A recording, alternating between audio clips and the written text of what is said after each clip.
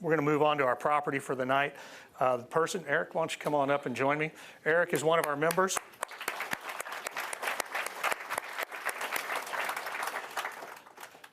All right, I'll let you take over. And I'm actually glad that we've talked a lot already tonight about yield versus value plays in the multifamily arena, because this is an extreme one or the other as well, and we'll get into that as we go through the slides.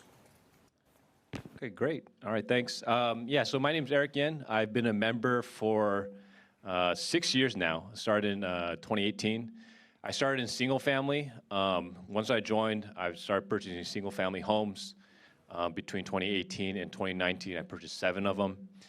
And by 2023, I sold all those single-family homes, used all those proceeds and the equity capture I got from those, and did 1031 exchange into a small apartment complex, a 24-unit, and I purchased that in January 2024. A little bit about myself. My background is in engineering and marketing. Went to school as an electric engineer, did marketing, and started, yeah. That's an unusual combination. Yeah, it was. Because I have both a daughter in engineering and I have marketing in my family, and they couldn't be more different. Well, I joined engineering because my dad was an engineer, my brother was an engineer, I didn't have any direction, and like, why don't you become an engineer? So I was like, all right, let's do that. So, and then did engineering, went through all that, started working as an engineer. I started working at TI down here in Houston. But it just wasn't my thing. And then tried marketing. Honestly, it wasn't really my thing either. So we'll get to that in the next slide. So yeah, still trying to find out what I wanted to do. So. All right, we got everything on there? Yeah. Okay. So why did I join Lifestyles? One, I think it wasn't really like the discipline, but I think I just wasn't really cut out for corporate. It just wasn't for me. I think. When I started working at TI, 2 years in, they were going to pay for my master's school. So I was like, all right, this is free education. Let me go ahead and do that. And then I took an entrepreneur class. And the teacher was an entrepreneur, he did well for himself. And I was like, man, I want to be like that. And then went back to my corporate job. I remember walking in after taking that class, man, I don't want to do this for walk in here for the next 40 years of my life, spend 40 hours a week doing this. And I remember later on too, I met with HR, we're talking about my career and stuff, and they're like, you know what, you gotta look for, see who you wanna be at this company, right? And then we can work you up, right? And to be honest, I thought about it, I was like, man, there really isn't really a job I wanna do here. So that didn't work out too well. So I really felt like I just wasn't cut out for corporate. It just wasn't really my thing. While I was commuting to work, I forget if it was coming back or going, it didn't matter, but I was listening to Dell on the radio, right? And I understood that he was talking about real estate, but really it was like a lot of the life advice that I was getting from Dell that really made me think twice about what I was doing with my life. And so that was probably for a year. I mean, I think you're still on, but I was listening, just commuting. And then what really kind of sparked me to get into real estate was reading Rich Dad, Poor Dad. And so I remember really clear, I was in bed, I got to like chapter 2, I was like, I put it down, I was like, man, I got to get into real estate, right? And so that kind of provided that spark. And then the first program I wanted to get into was Lifestyles, right? And that kind of provided that vehicle for me to get there, right? And so that's funny that you would say Rich Dad, Poor Dad, because Kiyosaki worked at Xerox at one time, and we had the same jobs there. And he left and went that way, and it took me a long time and a big detour, but I read the book as well, and I went, all right, here I go. All right, the property. So this is Spring Branch Gardens. It's in Houston. It's in the Spring Branch East area, if you guys are familiar with it. So for those, it's in a pretty nice area for those people that aren't in Houston. Just south, probably less than like a quarter mile, there's $1 million homes. Yeah, I was about to say, for those of you that are not from Houston, Spring Branch has a lot of rebuilding and gentrification going on, and so you'll have a property here that you can see you bought for $70,000 a door, and a couple of blocks away there's houses that are $1.5 million, $2 million potentially. Oh yeah, really nice houses. North of it too as well, I already see a lot of homes, single-family homes that are being fixed up, big apartments, really nice-looking apartments. So all around is really growing and changing and transitioning.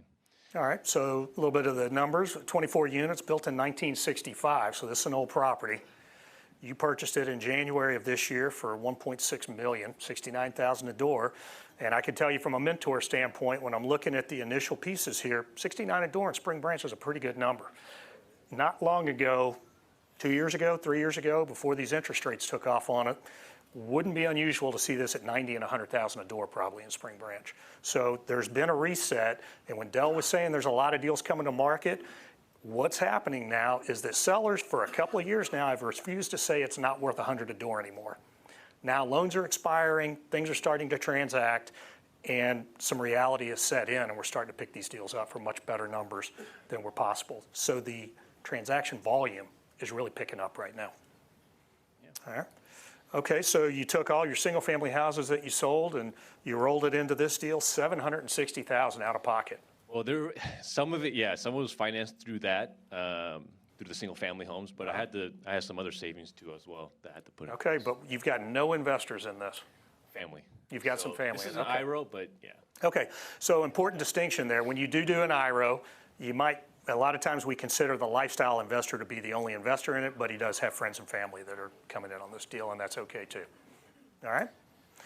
All right, 70% loan, 25-year amortization, and then this is a wower. This is one, as a mentor, I would have initially said, you're gonna pay how much in interest? This is not gonna work. 8.19%, but he did get a year of IO up front and a rehab. IO. Interest only, sorry, on the loan. And rehab budget of $350,000, so you had a pretty good chunk of change per unit there. That's almost, what is that, $12,000 per door? Yeah. Yeah. Yep. Wow, okay. Yeah, one thing about that interest, it's probably a number of factors, right? One being kind of my experience, but while I was looking at this, I ended up getting a bank loan. At the same time, Freddie and Fannie, they were about 6.5, but I didn't qualify for it. So I ended up having to get this. Okay. But looking at potentially refinancing it, that would be really nice if I could get something. And I was about to say, the issue with Freddie and Fannie was probably you didn't have the resume to pull those loans. Yeah, so on the bank loan, he has what's called full recourse on this. If everything went south, they could come after him. If you can get into these agency debts, Freddie and Fannie that we're talking about, those are called non-recourse. And now he's just got his money at risk. And Dell will get into all of that a little bit deeper. But that's where you want to transition to, and that's where we've all grown to. Now that you've got the experience and the resume, when we get through this, you probably will be able to go back and refinance this and get it into that. So we'll come to that on a slide in a minute. All right, so a little more about the numbers. Yeah, absolutely. The financials, income, so this is... This is where you started, right? This is the end of year one. Okay. So I purchased it in January, right, this year. So we're about 8 months in. Okay. So this is where I project to be at the end of year one. So income, 288K, expenses 139, NOI is 148, and then monthly cash flow is 2,800, and cash on cash is 4.4. All right, so let's stop here and look at that. Who gets excited about 4.4% when your bank account is paying you 5% now? This would be a red light from a mentor standpoint. And I would typically say, whoa, what are we doing here? But wait, there's more. First, let's talk about what you did to the property. Sure, absolutely. So what's really nice, one thing I really liked about this property is, so it's 4 buildings, and there's like a courtyard in the middle, right? So all the buildings face inside. And then, so there's a really nice courtyard. They had a playground there, but as you can see, there's like an overgrown tree there that just covered it. It just wasn't, could have been maintained a little bit more, I would say. Maybe some bushes and some landscaping, things like that. Fortunately, we had some good storms this year, so they took the trees out for you. Yeah.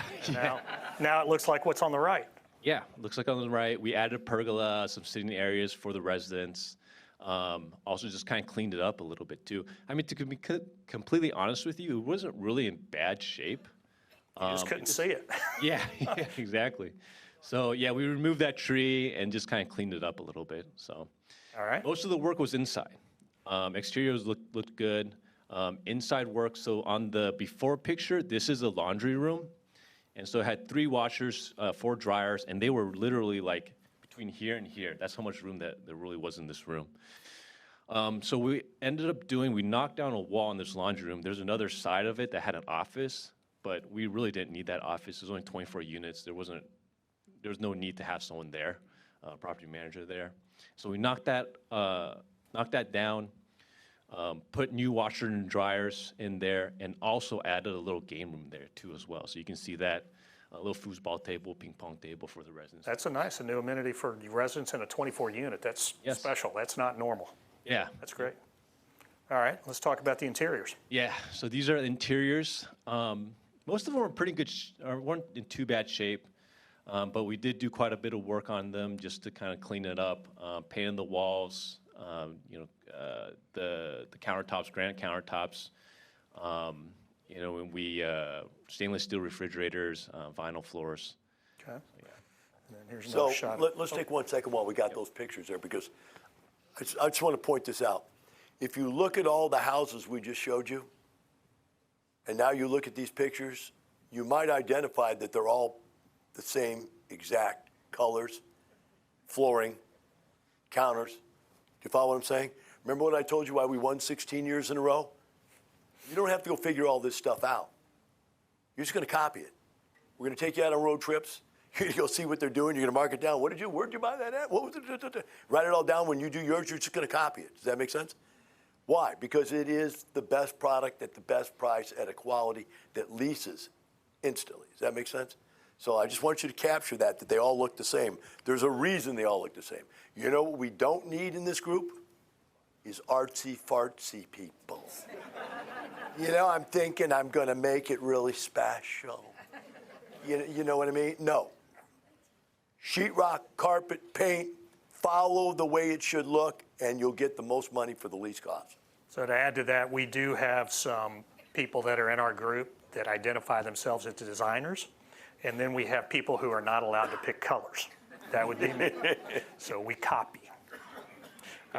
One thing I'd like to add to that too as well is there's a Lifestyles member that owns a property basically 2 blocks down. And he was nice enough. He came on the tour to help look at the property with me. He was nice enough to invite me to his property and take a tour too. So a lot of the work that you see here was kind of inspired from what he was doing too as well. Inspire. It's a good word for ripoff. So. All right, so we've got another pictures of the kitchen here with the granite countertops. Everything looks great. And we've got some bathrooms here. Look at the difference in the surround on that bathtub. Holy cow. Yeah, it definitely really stood out. Especially, one of the things we did, we kind of looked at all the properties and before we purchased it, just kind of see what everyone else was doing, went towards those properties, and at least want to match what they were doing. So. All right. And then this is a bedroom, I guess, before and after. Yeah. After you cleaned it out. All right. All right, and then back to the numbers. Yeah. So this is breaking it out a little more. First on the top line, we've got the rents and kind of where you took it over and where you're going at the end of this year. And then operating expenses, not a lot of change there. Net operating income from $149,000 to $169,000. That $20,000 doesn't seem like a lot, but it's almost $1,000 per unit more that he's taken out of this deal. And on the next slide, we're going to show you what that means. Net cash flow, again, $34,000, what you mentioned on a previous slide, it's only going to $35,000, not a huge change there. Cash on cash return, that same sub 5% that I'm not getting that excited about. But wait. All right. So when you bought it, previous owner's financial said he was making $97,000. Right. You got it up to $149,000 in year 1. And you're aiming for $169,000 next year. You bought it for less than 1.7. Now, this is where it starts to get exciting. So you'll get into this much deeper this weekend, but the way you revalue these properties is you take that net operating income and you divide it by that 6 cap that he has in the lower right-hand corner there. And that tells you what he's done in value to the property with all the work he's done. He's taken it to $2.5 million in value right now based on that new operating income that he has. He's got a $1.3 million loan, which means he has captured $1.2 million. Decent number, huh? Yes. Where he's going next year is just another slight improvement in the right direction. He's going to take it to 2.8 million, and he will have captured 1.5 million. So he is targeting almost an 80% return on his original investment in 2 years. How's that? So again, I want to emphasize, and y'all already went into this on the houses, this one was not bought for the cash flow. He bought it for where he saw it going and multiplying his equity. Yeah. Yep. There is one other point you should look at this on this particular deal, because this one is an anomaly situation, and many of these multifamily deals have a little bit of a twist to them. That 8.1 interest rate, that's going to come down. They're going to let you refinance that. Interest rates are already down into the 5s.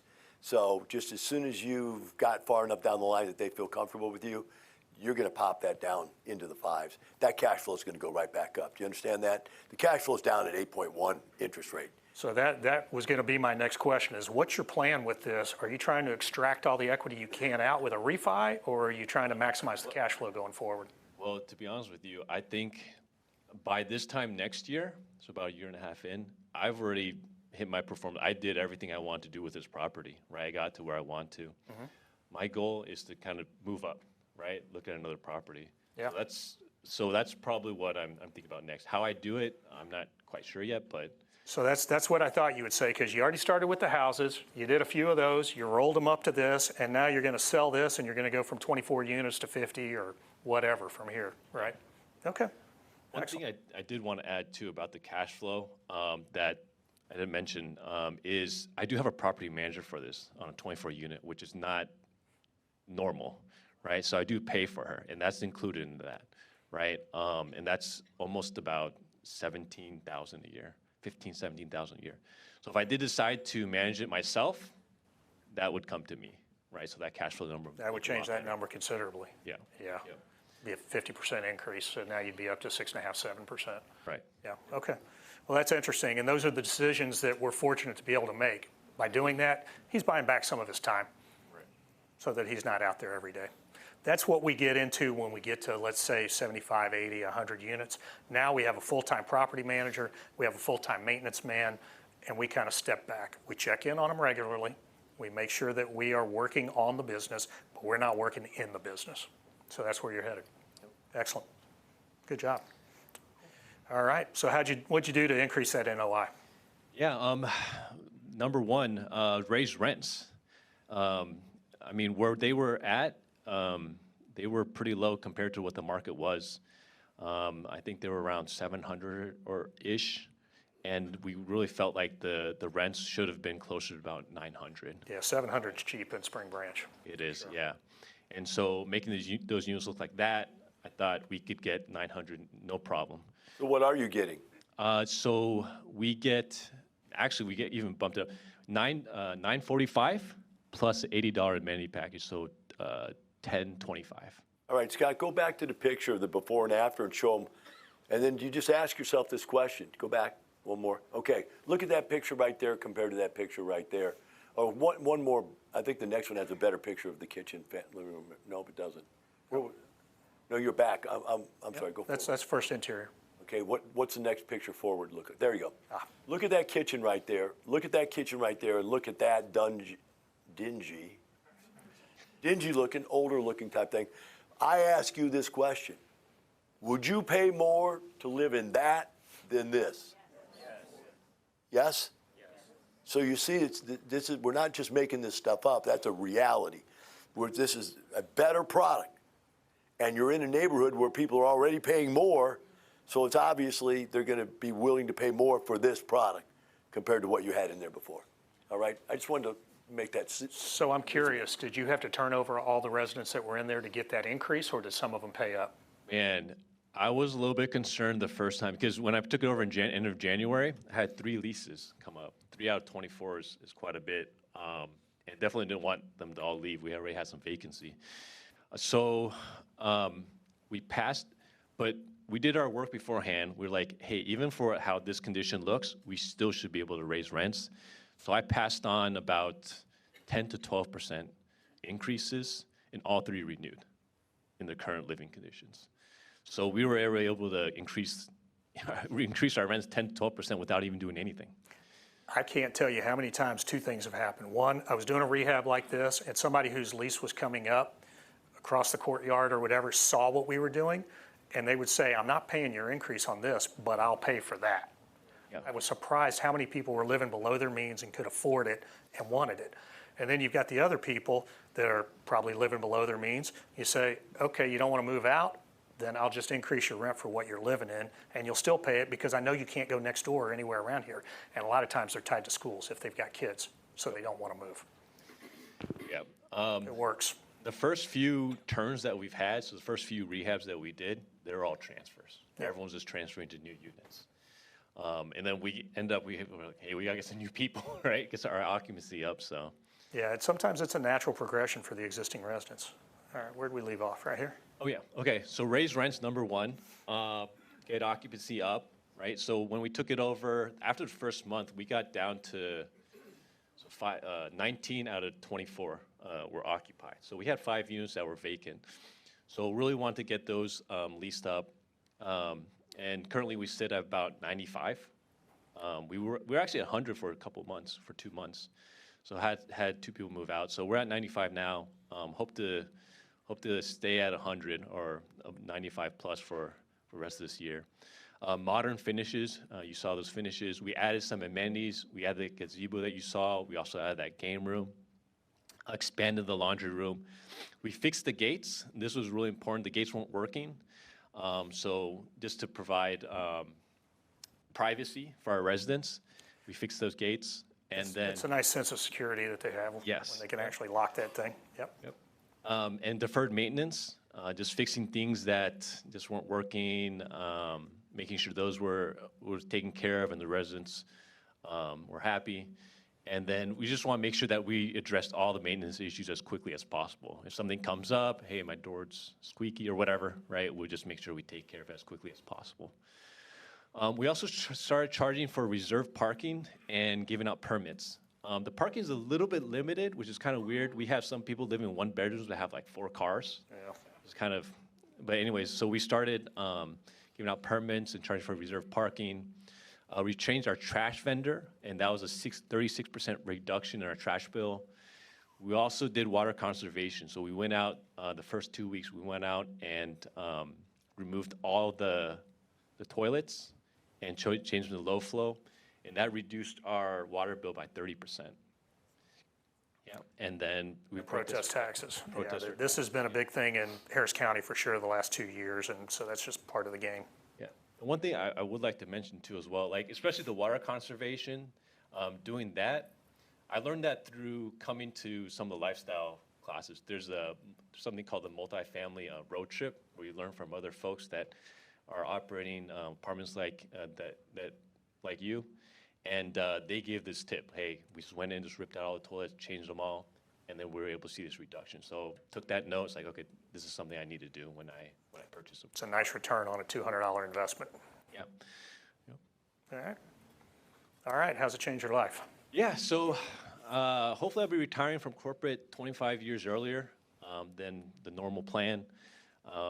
Really can try to pursue some of my other passions and just really have like financial peace of mind. I mean,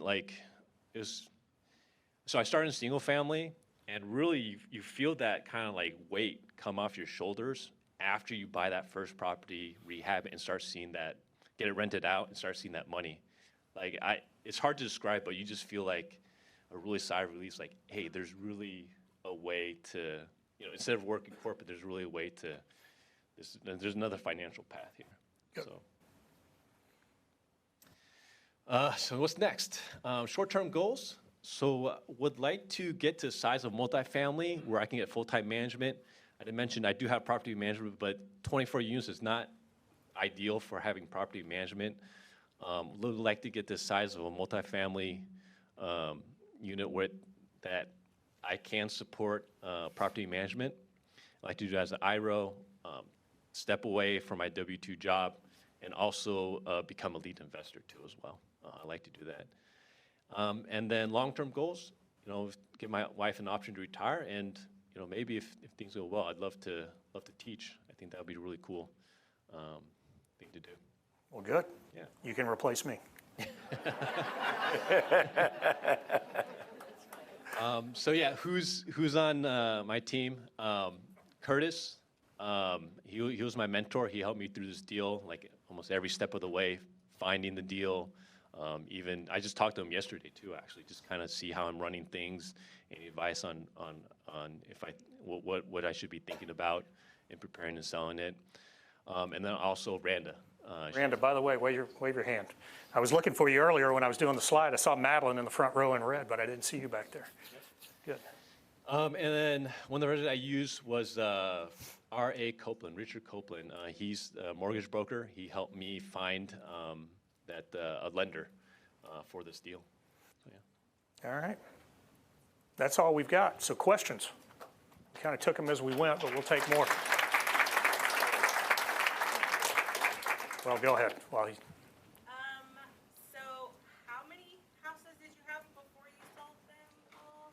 Yeah, so question is, how many houses did I have before I sold them? I had 7. And then a follow-up question, so how does the 1031 exchange work with multiple properties? Yeah, the question was, how does 1031 work with multiple properties? It's a little tricky. They have certain rules.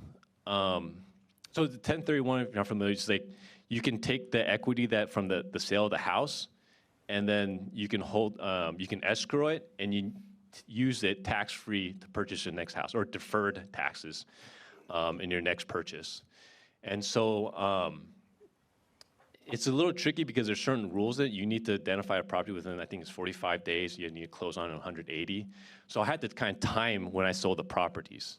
Right? Because if you sell one, ideally I want to sell both of them around the same time, and then use as much of that money to purchase it tax-free, right? So what I ended up doing was, I knew I was going to purchase something, right, apartment, I started lining up all my leases around the same time, right? That would expire around the same time, and then after that I put them month to month. Right, so before I really identify something, I was like, okay, well, I want to have them month to month, and so when I do identify something, I can quickly sell them, right? That's what I end up doing. So it is a little tricky when you're trying to do 6 into 1 or something like that. It's much easier when you're going 1 to 1 or 2 to 1. Did you self-manage? The houses? Single family? Yeah. I did self-manage them. So how did you make the decision to hire a manager with such a small unit with the IRO? Yeah, how did I make that? Yeah, my Spanish just wasn't very good. That was one thing. That was one thing that was kind of make it a little bit more difficult. But I mean, she was running really well. Things were going really well. I mean, I was okay with the cash flow, right? We just had, it just cuts into my cash flow. I do work a full-time job still, right? So I had that too as well. So those things kind of coupled together, and just, yeah, I preferred her to help. Yeah. Yeah. A question online. Please explain to her that I'm going to teach them a trick on how to do that this weekend. So if you show up this weekend, I'm going to show you how to do what he's doing without paying for that manager. Okay. All right?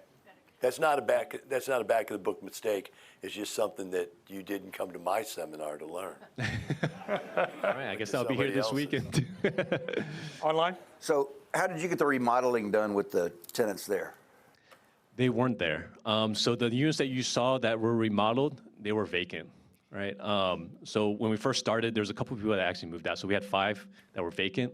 We just remodeled those.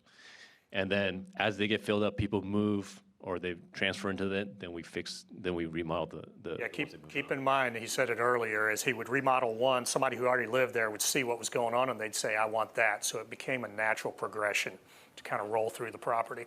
Yep. What else? Madeline? How long did it take you to remodel an apartment? The question is, how long did it take to remodel the apartment? The folks I use are pretty good, about 2 weeks. They're Wow, fast. that's a lot of work in 2 weeks. It is, yeah. Wow.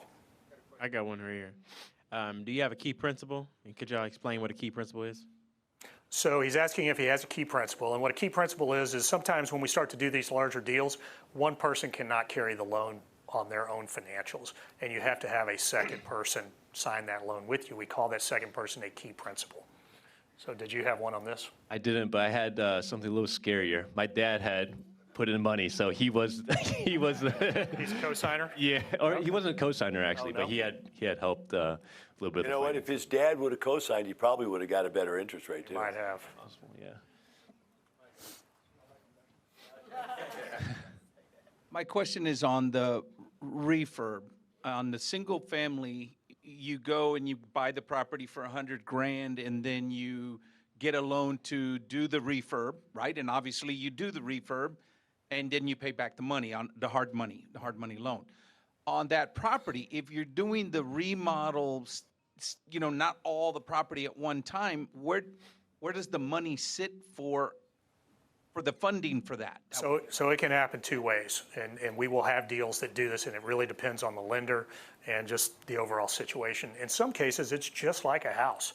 We go in, we do a complete budget, we present it as part of the loan package, and we say, I'm gonna spend, what was your number, $350,000?